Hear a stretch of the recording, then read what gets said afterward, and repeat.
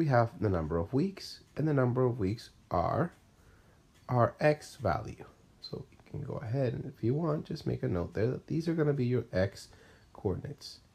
And then along here, we have the plant height in centimeters. Plant height in centimeter is on the y-axis, and these are our y coordinates, okay, or y. And then we start to graph them. Remember, here's 1 and 1.5. So 1, okay, will be 1.5, right in the middle, right there. 2 will be 3. 3, right here, you see, 3 is 4.5. 3 is 4.5, right up to there. So go ahead and plot it out, draw your line. You should have something that looks like this, and then connect the dots with a straight line. Now I get my line is not very straight because I can't use a ruler on the iPad screen. Okay, and then you're asked, explain what the slope represents. What does this slope represent?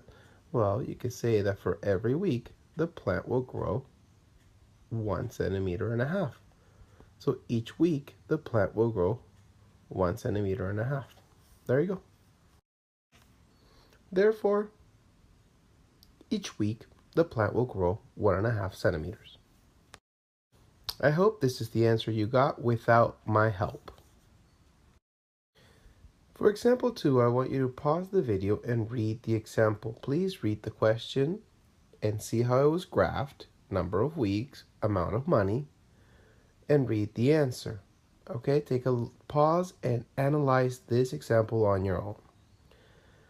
Okay, I hope you paused. Let's take a look at question B. Jessica has a balance of $35 on her cell phone account. She adds $10 each week for the next 4 weeks. In the work zone, graph the account balance versus time. Find the numerical value of the slope and interpret it in words. So she starts off with $35, a $35 balance. She's not starting at 0. And she adds $10 a week each week for the next 4 weeks. So it's going to add $10, so it'll be 45, then 55, then 65, then 75. $10 each week. So what would that look like if you graph it? Right there. Okay, so please go ahead, pause the video, and now you know that she's starting at 35. So she's going to start, here's 20, it's probably 30 is right in the middle, and then 35 is there. 30 will be right between, so it'll be right there. And that's where the line's going to start off. But then after a week, she adds $10, so it goes to 45. And after a week, she adds another $10, and it goes up to 55, just below the 60. Right? And then another week, another $10, 75, about there or so, and so on. Go ahead and graph it. Pause the video.